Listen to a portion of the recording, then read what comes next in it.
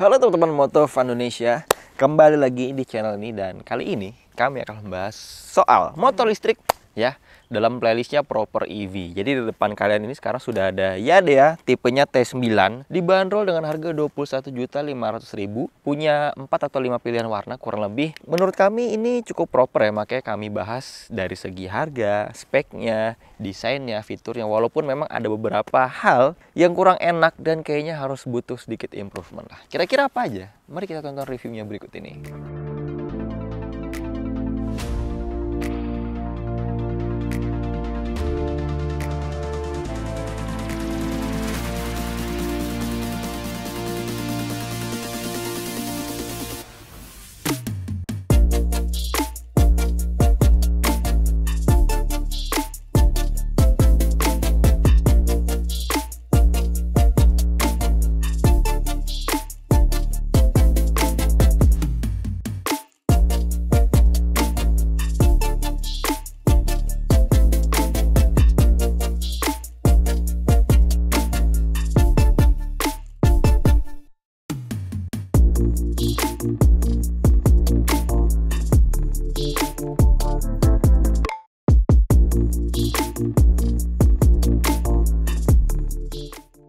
Yang pertama kita coba bahas dari segi desainnya. Nah, buat kalian mungkin yang bosan ya ngeliat motor listrik kok desainnya identik ya, kayak klasik-klasikan, Vespa-Vespaan gitu kan ibaratnya ya. Nah, mungkin T9 ini bisa menjadi pilihan karena bisa dibilang desainnya cukup original ya. Jadi dia nggak terlalu banyak meniru motor yang udah ada gitu. Dan menurut saya tipe T9 ini cukup masuk ke seleranya orang Indonesia gitu, yang senengnya tuh tipis-tipis, lancip-lancip gitu ya, tajem-tajem, dan itu cukup ada di T9 ini. Di depan langsung disuguhkan nih teman-teman. Jadi emang si lampu utamanya bisa dilihat di sini cukup lebar, tapi dengan desain yang tipis, Indonesia banget gitu ya.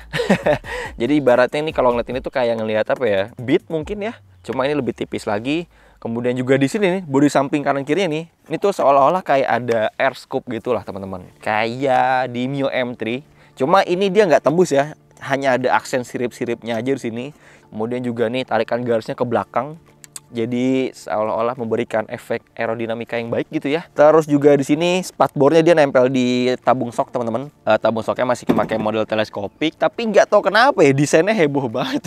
Kayak model cakar gitu bawahnya. Terus juga ada ininya, ada mereknya ya dia, biar nggak ketukar mungkin di parkirannya. Kemudian juga di sini di shocknya ada karet bootnya ya, jadi buat melindungi as shock breaker, biar nggak gampang kotor. Karena kalau kotor akan gampang ngerusak seal hingga bikin baret dan bocor oli shocknya seperti itu. Oke lah. Kemudian dia pakai ring 12 inci depannya, terus juga udah pakai disc brake, cakram di sebelah kanan. Kemudian sini kalipernya pakai model 2 piston teman-teman, kecil 2 pistonnya kanan kiri gitu. Selang remnya masih pakai yang model biasa, pakai selang karet gitu ya. Kemudian velgnya ring 12 incinya, desainnya emang agak unik dan lucu juga sih. Dia kayak modelnya palangnya Y cuma belok gitu. Kemudian kalau kita ke atas, desain batoknya teman-teman, jadi ternyata lumayan lebar ya. Ya mungkin menyesuaikan bodi sininya, tamengnya yang juga udah cukup lebar.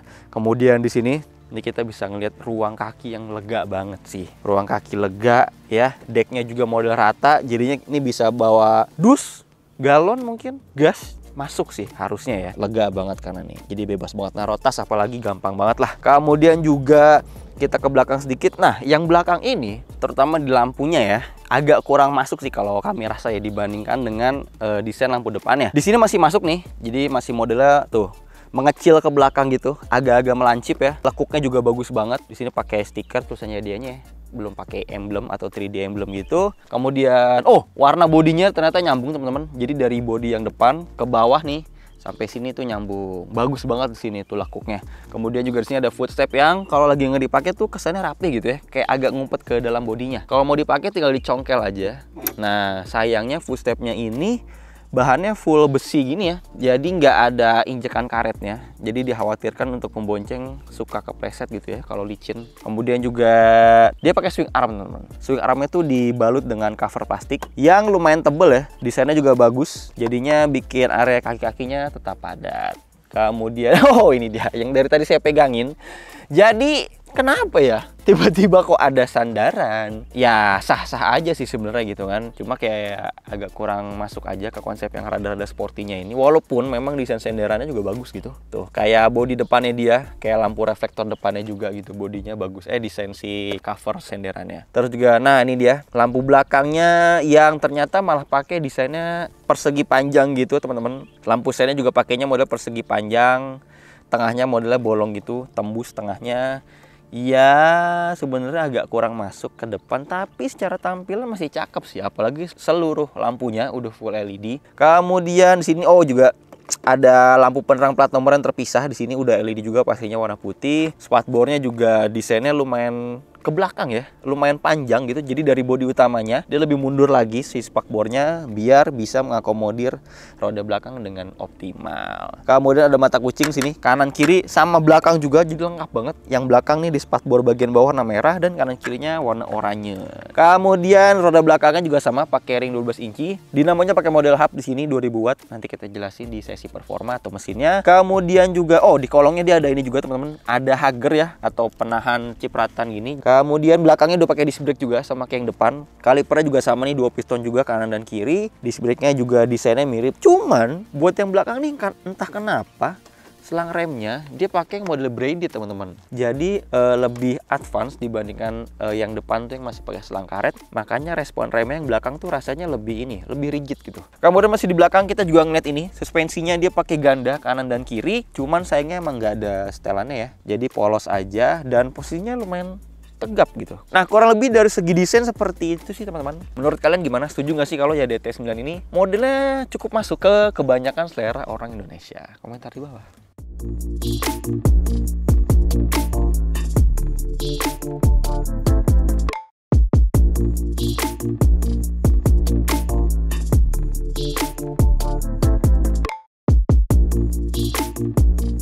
Berikutnya kita akan ngebahas soal fitur dan teknologi apa aja yang ada di Yadia T9 ini. Pertama, kita lihat kunci kontaknya. Dia ini pakai anak kunci begini, panjang banget anak kuncinya. Kemudian ada remote. Remote itu punya beberapa fungsi. Pertama ada alarm untuk ngeloknya.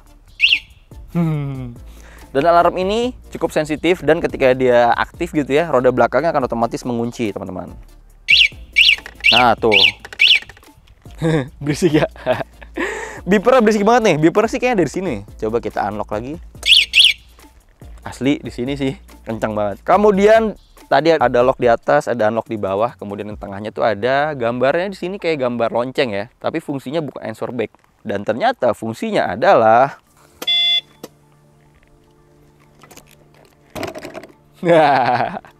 jadi untuk ngebuka jok. Cuma emang butuh beberapa detik nahannya ya. Coba kita sambil hitung ya. 1, 2, 3, 4, ya kurang lebih 4 atau 5 detik lah ya. Kemudian yang agak unik ternyata emang dia ini untuk yang di pasar Indonesia, yang dijual di Indonesia itu ada beberapa penyesuaian fitur teman-teman. Jadi biar harga jualnya nggak terlalu mahal gitu ya. Jadinya salah satunya ada di kunci kontak ini. Jadi kunci kontak ini tuh harusnya smart key system atau keyless. Jadinya nggak perlu nih colok-colok anak kunci ini. Nah anak kunci ini harusnya tuh digunakan saat kebutuhan mendesak aja. Kalau misalkan si baterai remote-nya itu lemah, nggak bisa terdeteksi oleh motornya, barulah pakai si anak kunci ini gitu. Makanya di sini kalau kita ngeliat knop kuncinya itu udah modelnya model keyless. Dan ya salah satu efeknya ini nih. Jadi penutup kuncinya ini kalau yang di model yang kita pakai ini patah nih teman-teman. Kayaknya mungkin karena si penutup ini tuh harusnya fungsinya tuh nggak yang selalu dibuka tutup colok masuk kunci lah gitu kan. Itu hanya untuk kebutuhan emergensi mendadak. Sedangkan di sini karena fungsi smart key-nya nggak ada, jadi tiap mau nyalain motor harus selalu colok kunci buka tutup penutup ininya sehingga patah karena emang di sini penutupnya agak ringkih ya, agak kecil dan tipis gitu. Kemudian lampu-lampunya udah full LED teman-teman, LED system gitu ya. Walaupun dia belum masih disediakan saklar di sini. Jadi ada saklar off, senja dan ada lampu utamanya. Oke, di sini bisa kita lihat lampu senjanya udah hidup. Kemudian lampu senjanya bisa berganti menjadi sein. Keren ya, bagus gitu desainnya. Tuh, yang kiri juga sama. Kemudian kalau kita geser ke kiri pol, jadi yang lampu sisi tengahnya, LED tengahnya itu untuk lampu dekat. Kemudian lampu jauhnya untuk kanan kirinya. Dan untuk sinar cahayanya lumayan lebar teman-teman. Jadi untuk lampu dekatnya lumayan lebar, kemudian lampu jauhnya juga gapnya tuh lumayan jauh gitu, neranginnya lumayan panjang dibandingkan motor-motor bensin yang sekarang tuh biasanya kayak lampu jauh lampu dekat tuh cuma lampu dekat sini, lampu jauhnya tuh kayak cuma nebelin sedikit aja di sisi tengahnya. Kalau ini tuh pancarannya beneran jauh, kalian bisa lihat di video yang berikut. Kemudian saya juga baru tahu ternyata kalau kita memposisikan saklarnya di senja gitu ya atau di tengah, dia kan hanya gini ya, cuma kanan kirinya aja tuh senja aja. Tapi ternyata kalau kita melewati kondisi jalan yang gelap, dia lampu yang utamanya otomatis nyala teman-teman. Jadi itu berarti di motor ini ada fungsi auto on off ya. Untuk lampunya sendiri ada sensornya. Cuman sampai sekarang saya belum nemu nih di mana letak sensor yang mendeteksi cuaca sekitar atau lingkungan sekitar cerah atau gelapnya, saya belum nemu. Jadi tadi udah nyoba nih, udah ditutup speedometernya, dia nggak hidup. Kemudian ditutup sisi ini, takutnya dari sini, nggak hidup juga. Lampu utama juga udah ditutup, nggak hidup juga. Jadi sampai saat ini kita belum nemu sih kira-kira di mana sensor yang membaca suhu keterangan. Apa jangan ini ya? Nyala nggak dong? Nah, ternyata ada di sini teman-teman. Dia tuh letaknya ada di atas power outlet. Ini tuh apa gitu kan? Kirain untuk mendeteksi remote atau segala macam. Nah, ternyata itu ya. Nanti kan mati kan ya. Terus coba ditutup pakai tangan. Nah, ketemu guys. Jadi dia ada di belakang. Cuma kenapa di belakang ya? Harusnya kan ada di depan ya. Secara dia ini fungsinya untuk menerangi cahaya ke depan, otomatis harus tahu kondisi di depan tuh lagi gelap atau lagi cerah gitu ya. Ini malah ngumpet di balik dek belakang ini. Cuma ya oke lah, karena kayaknya cukup langka sih untuk fitur seperti ini, auto on off ini di range harga motor 20 jutaan gitu ya. On off ini cukup jarang. Oh bagus. Keren. Kemudian kita akan lihat speedometernya di sini. Nah, speedometernya udah full digital walaupun masih monokrom. Dia tuh bentuknya ini aja ya, persegi panjang. Cuma ada aksen di sini bagus sih desainnya ya. Kayak kesannya lebih modern gitulah. Kita hidupkan. Nah, kalau ini kita baru hidupin, itu ada beberapa lampu indikator teman-teman. Jadi ada ECU, ada beberapa lampu indikator peringatan-peringatan lah untuk memberi sinyal ke pengendaranya. Kemudian di sini ada odometer. Sayangnya nggak bisa diganti jadi trip, jadi cuma odometer aja. Kemudian di sini ada baterai. Kapasitas baterai. Nah, sayangnya kapasitas baterai di sini tuh bentuknya bar ya. Padahal kalau motor listrik tuh akan lebih mudah kalau dipantaunya dalam bentuk persen. Lalu di sini ada speed meter. Ini posisinya masih P ya atau park. Kita bisa mengaktifkan motor ini, nanti akan ready-nya hidup itu dengan dua cara. Pertama, kita tekan tombol P di sini. Nah, atau kita tekan rem aja, terserah nih mau yang kanan atau yang kiri. Misalnya yang kanan ya, tekan sekali. Nah, dia akan otomatis berganti menjadi speed meter, kemudian indikator ready-nya hidup. Lalu di sini ada riding modes, jadi ada 1, ada 2. Nah, ada 2 aja. Gantinya dari switch sebelah kanan. Padahal kalau kita matiin lagi dia tuh harusnya ada, nah sampai 3 harusnya. Cuma nggak tahu kenapa, mungkin ini salah satu fitur yang disunat lagi ya. Jadi cuma ada 2 aja tuh. Sayang banget sih. Kemudian di bawahnya ada lampu indikator, ada sein di sini, ada lampu jauh di sana, ya beberapa lampu indikator informasi lainnya lah ya. Ini juga informasi charger ini. Kalau kapasitas baterainya udah tinggal sisa 2 bar, nanti dia di sini kedip dan di sini lampu yang sininya bakal hidup nih. Seperti itu. Sekarang kita lihat saklar-saklarnya ada apa aja. Nah, kita lihat saklar sebelah kirinya, dia tuh ternyata menganut alirannya Matic Honda ya. Kenapa? Karena seinnya ada di bawah teman-teman. Jadi seinnya di bawah, kemudian klaksonnya ada di tengah. Lalu di sini hanya ada lampu jauh, lampu dekat ya, tanpa pas beam. Dan di sini ini aja ada ketambahan saklar park tadi P tadi untuk mengaktifkan atau menonaktifkan fitur parknya, biar nggak langsung jalan ketika motornya baru hidup gitu ya. Jadi untuk fitur keselamatan. Untuk yang kanan ini lebih simple. Ini ngingetin apa ya? Kayak punyanya Revo atau punya apa gitu ya desainnya tuh, atau punya Honda lama lah. Jadi ada off, lampu senja dan bisa on off tadi secara otomatis, dan ini lampu full. Lampu full ini tentu aja lampu besarnya bisa hidup jauh dan dekat. Nah, kalau senja ini nanti ketika lampu dekatnya aktif itu nggak bisa lampu jauh teman-teman. Jadi cuma lampu dekatnya aja gitu. Dan di sini ada shift. Shift ini untuk mengganti riding mode-nya tadi atau giginya ya. Gigi 1, gigi 2 di sini bisa sambil digas atau bisa tutup dulu gitu. Senyamannya aja sih.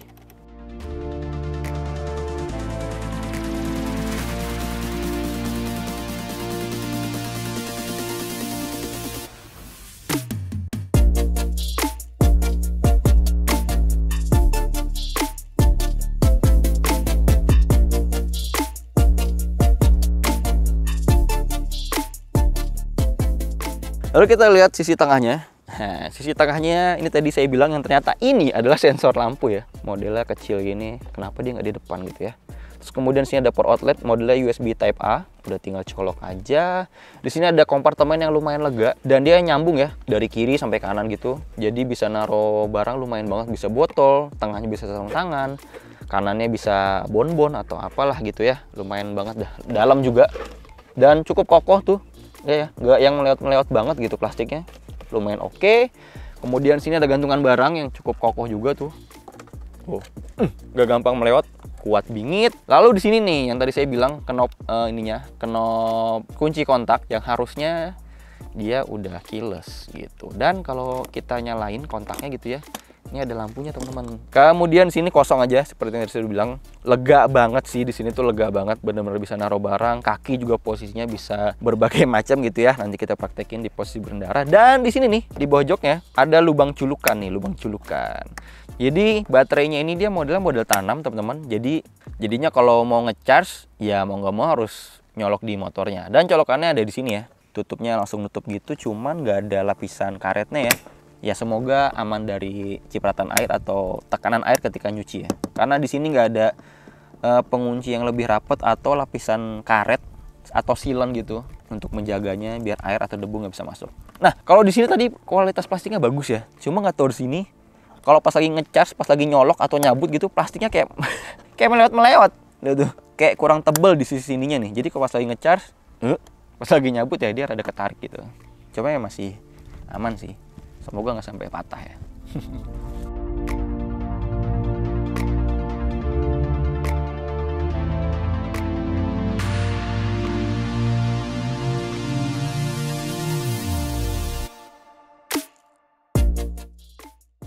Nah, karena posisi baterainya sebanyak 6 biji ya. Jadi baterai itu pakai SLA Graphene.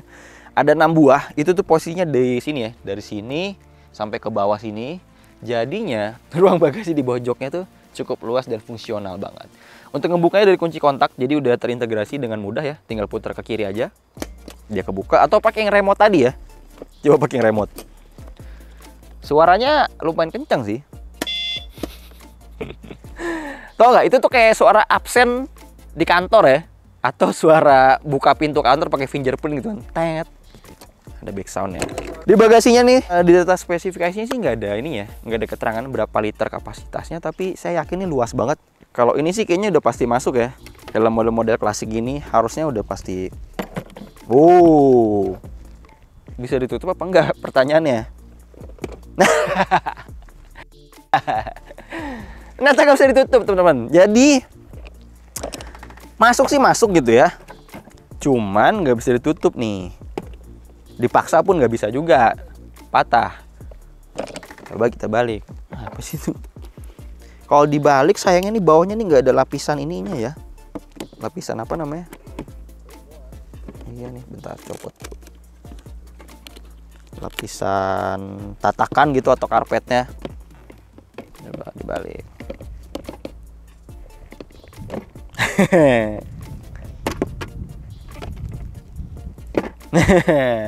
Nggak bisa juga guys. Si bagasinya ini dalam, lebar juga.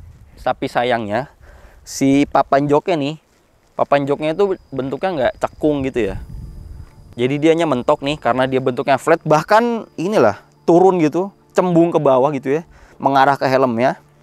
Jadinya ya mau nggak mau sih sisi atas helmnya pasti akan mentok karena nggak tertampung ya. Harusnya kan cekung ya kayak jok-joknya motor-motor yang bensin gitu ya. Vario lah, NMAX lah, segala macam yang emang helm in. Cuma untuk bawa barang, ini juara sih. Gede banget, bawa chargeran, kabel roll, botol minum 2 liter, jas hujan, masuk. Kemudian di sini ada steker ya, tentu aja. Untuk keamanan ya. Jadi kalau lagi nggak dicas di rumah atau lagi ditinggal lama atau lagi di parkiran, ditinggal mending dimatiin aja biar nggak ada arus listrik yang berputar atau yang mengalir di motor ini selama nggak digunakan gitu. Untuk spesifikasi stekernya 230 volt 63 ampere ya, kecil banget tulisannya, nggak kelihatan, kurang lebih seperti itu. Untuk akomodasi dari Yadea T9. Oh ini juga bagus nih, di joknya udah ada karet gini, silen gini, jadi harusnya air nggak akan bisa nyebrang sini ya kalau lagi dicuci saat kena tekanan air, cuci steam terutama.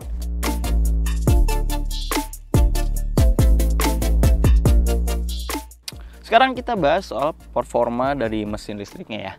Oke, jadi YDT9 ini pakai model hub drive teman-teman. Jadi mesin listriknya langsung nempel di velg ya, atau di roda belakang. Nggak butuh penyambung seperti rantai atau belt gitu ya. Jadinya juga dimensi motornya bisa lebih pendek, lebih ringkas. Kemudian untuk spesifikasinya dia 2000 watt kalau menurut data speknya. Kemudian juga dia tadi punya 2 riding modes ya. Setelah kami coba-coba, jadi riding mode yang pertama itu ketika kondisi baterainya full ya, itu yang pertama itu top speednya bisa 47 atau 48 km per jam. Lalu riding mode yang kedua itu lebih tinggi tentu aja, sekitar 61 sampai 62 km per jam lah, kurang lebih gitu tergantung jalannya. Kemudian juga respon tenaganya halus banget, nggak terlalu menghentak di putaran awal, apalagi dari putaran gas 0 sampai mungkin 10% ya itu kosong dulu teman-teman. Jadi mungkin untuk faktor safety-nya ya, jadi biar nggak takutnya ke gas sendiri karena juga putaran gasnya tuh ringan banget, makanya dibikin sedikit delay. Begitu juga saat gas-gasannya, pokoknya saat gentakan-gentakan awal tuh agak delay, cuma setelah itu mengisi terus rata gitu ya, linear sampai ke top speed-nya dari masing-masing riding modes-nya seperti itu. Ya 60 km per jam untuk jalan komplek udah pasti lebih dari cukup lah ya. Cuma emang kalau kita ketemu jalan besar ya, jalan ibu kota yang besar, lebar gitu, jalan 60 tuh rasanya kayak kerasa pelan banget ya. Karena kendaraan yang lain pasti akan lebih ngebut. Cuma untuk harian 62, 61 km per jam tuh udah lebih dari cukup sih.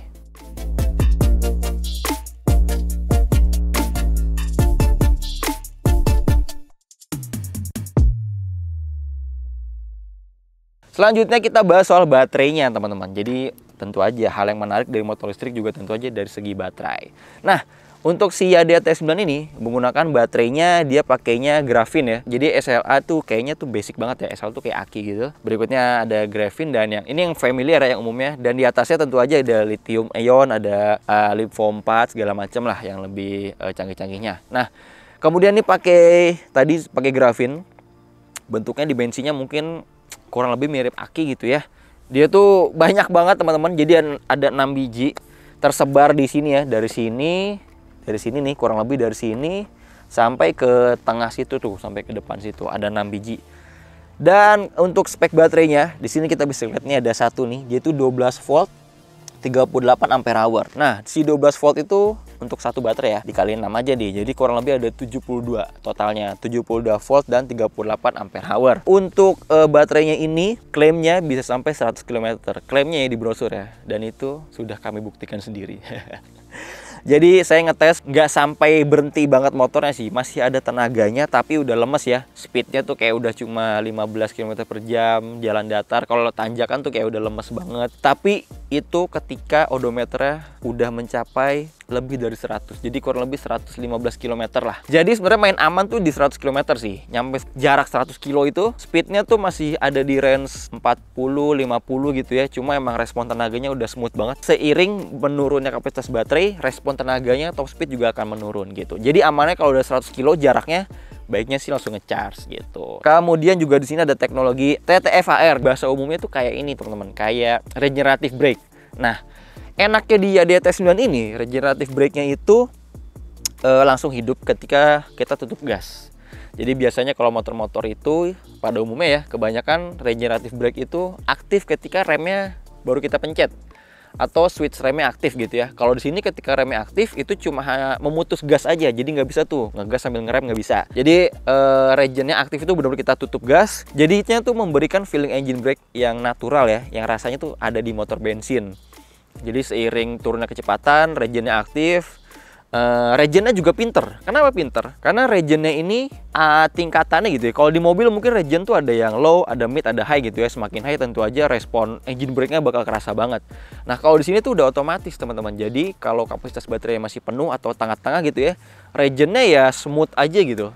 Kayak engine brake motor matic pada umumnya. Tapi ketika baterainya udah semakin drop gitu ya, misalkan udah sisa 2 bar, udah mulai kedip-kedip, nah itu regennya kayak ada di posisi yang high. Jadi ketika kita tutup gas, kemudian turun tuh, terutama di kecepatan 42 sampai 20 km per jam lah, deselerasi gitu ya, itu akan terasa nahan banget. Jadi tuh biar regennya tuh menghasilkan daya yang besar juga untuk ngebalikin ke baterainya, biar ngejaga kapasitas baterainya nggak langsung drop banget lah gitu ya. Jadi cukup membantu dan cukup pintar. Kemudian kita bahas chargingnya. Untuk ngecharge-nya ini dia chargernya, Zenwi charger. Wih. Jadi kalau kita ngeliat sini spek chargernya tuh 72 volt dan 6 ampere teman-teman.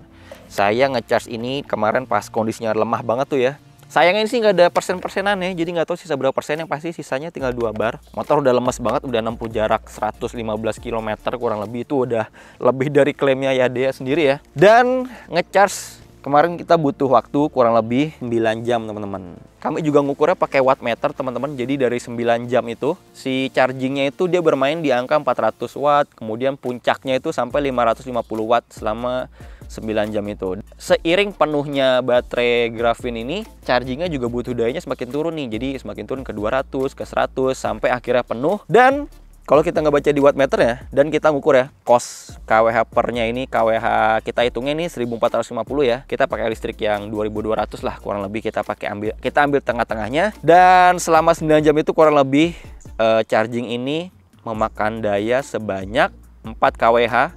Dan untuk biayanya sendiri kurang lebih ada di angka 5.817 perak. Jadi 5.800 atau kita buletin di 6.000 lah ya. 6.000 rupiah untuk 100 km. Gimana? Cukup menarik kan?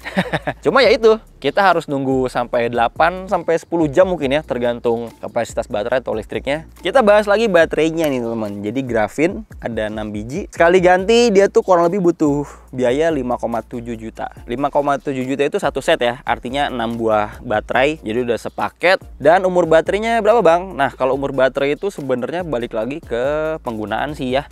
Jadi hitungannya tuh dia life cycle, cailah. Life cycle ya, biasanya kalau anak motor listrik itu nyebutnya life cycle, atau umur pakainya atau umur casnya. Jadi kalau si baterai ini sih klaimnya umurnya tuh 800 sampai 1000 life cycle lah pengecasan ya, 800 sampai 1000 kali pengecasan. Cuman hitungannya gini, jadi bukan sekali nyolok cabut hitungannya satu, enggak. Jadi tuh bener-bener satu life cycle itu bener-bener 0 sampai 100%. Jadi kalau misalkan ngecharge dari 50 sampai 100 ya hitungannya belum satu, masih setengah gitu. Nah kalau itu nggak usah dihitung sendiri lah. Jadi biar baterainya aja, biar BMS-nya aja sendiri yang ngukur gitu ya, udah berapa life cycle. Jadi kalau kita ya pakai aja, ngecas aja. Jadi emang suatu saat ganti baterai emang baterai udah ngedrain gitu ya, udah rada bocor, jaraknya udah semakin rendah ya, emang udah waktunya berarti ganti gitu kan.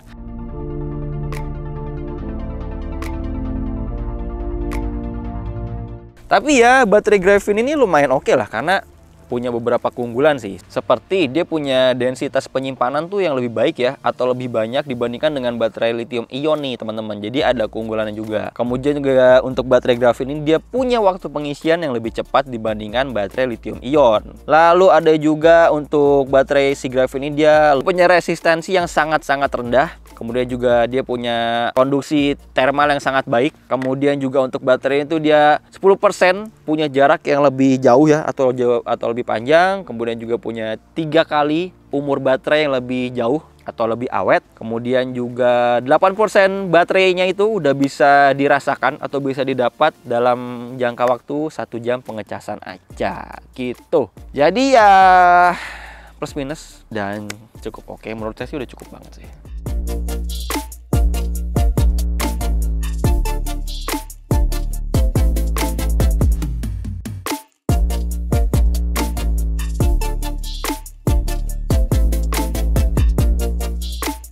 Berikutnya kita akan ngebahas soal posisi berkendara juga handling dari si Yadea T9 ini.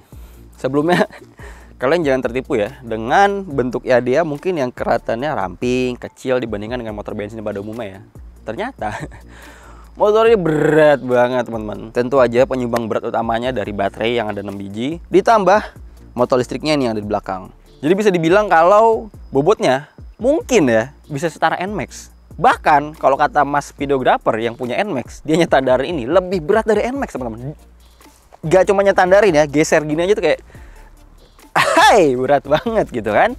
Cuma sayangnya nggak tahu nih berat aslinya berapa atau berat yang pastinya, karena di spesifikasinya nggak ada tulisannya sih. Tapi saya yakin mungkin di atas 110 mungkin ya.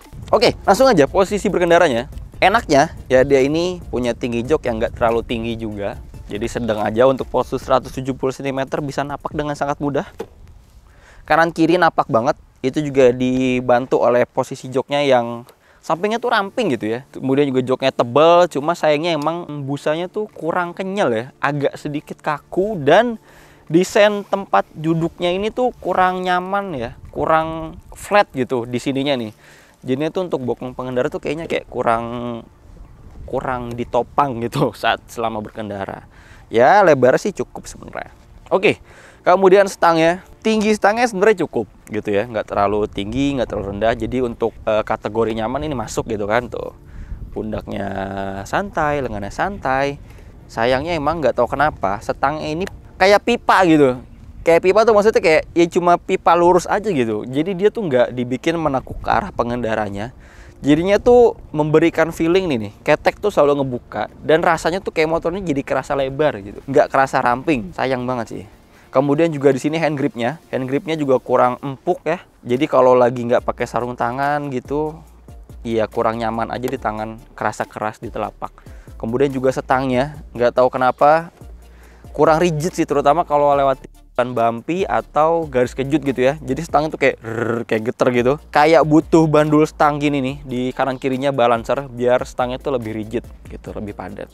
Oh paling nih kalau kita mau ngeraih saklar kayak agak jauh tangannya, saklar tuh kayak tebel banget atau kayak maju banget lah dibandingkan hand gripnya.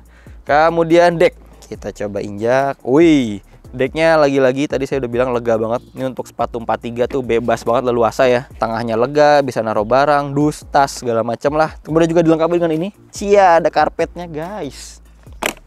Walaupun karpetnya nggak ada penguncinya ya, jadinya khawatir aja sih, khawatir terbang, lepas, atau lupa dipasang pas habis nyuci steam gitu ya. Ini posisi duduknya. Untungnya nggak mentok kaki ya. Untuk tinggi 170 cm masih aman ketika belok patah.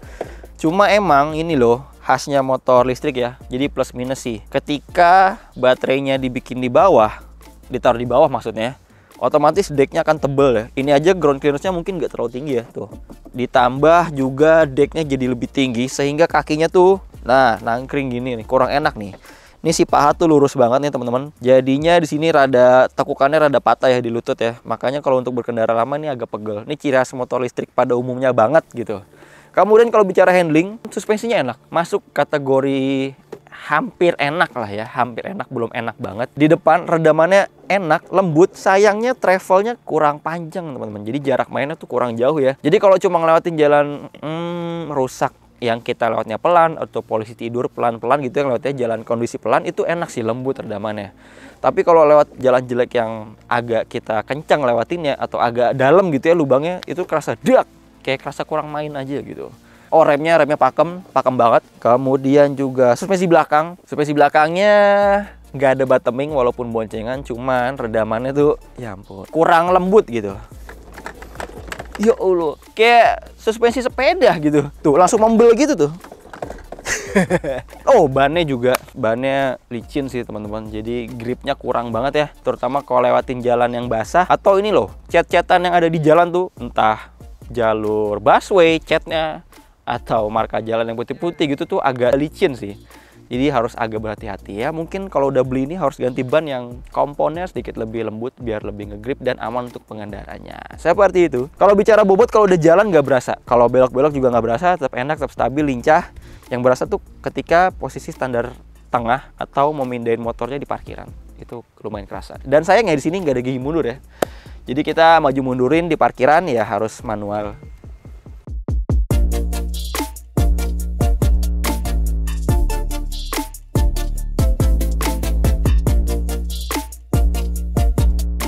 Nah kurang lebih seperti itu teman-teman hasil test ride kami mengenai Yadea T9 ini. Jadi kesimpulannya, motor ini 21.500.000, punya teknologi yang cukup canggih, cukup keren, modern, seperti lampunya ada out on off.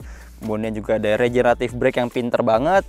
Kemudian baterainya pakai grafin yang juga jarak tempuhnya lumayan ya. Bisa sampai 115 km. Dan ya masih bisa jalan walaupun udah pelan banget gitu kan. Performanya juga cukup mumpuni. Bisa speed 1 48 km per jam, speed 2 nya 62 km per jam. Udah cukup rasanya untuk jalan-jalan perkotaan ya, untuk harian. Kemudian juga mungkin yang minus-minusnya ada beberapa sih. Seperti hand gripnya tadi saya bilang kurang empuk. Bannya agak licin. Setup suspensi depan dan belakangnya kurang nyaman untuk penggunaan harian. Lalu juga nggak ada sensor sandar samping. Jadinya kalau di sandar samping tuh motor bisa jalan-jalan aja gitu ya. Jadi untuk safety-nya rada kurang. Kemudian juga ini keylessnya harusnya difungsiin ya, cuma kalau difungsiin nggak tahu harganya jadi berapa. Lalu joknya kurang empuk sedikit sih, kurang kenyal sedikit ya. Ini masih kerasa agak atos, agak keras. Ya kurang lebih seperti itu teman-teman. Jadi buat kalian mungkin yang minat motor listrik dengan desain yang nggak melulu klasik, yang nggak melulu mengarah ke Vespa gitu ya, sepertinya T9 ini bisa menjadi pilihan. Jangan lupa komentar di bawah teman-teman mengenai motor listrik ya di T9 ini, menurut kalian gimana? Kita diskusi bareng di sana, dan jangan lupa di like, di komen, di subscribe channel Motovlog Indonesia. Bisa mampir ke channel lain kita juga, ada Motovlog Indonesia, dan channel TikTok kami yaitu Motovlog Indonesia untuk konten lebih beragam. Lalu jangan lupa juga baca-baca berita baik motor ataupun mobil di autovlog.co.id. Sampai jumpa di video-video selanjutnya. Bye.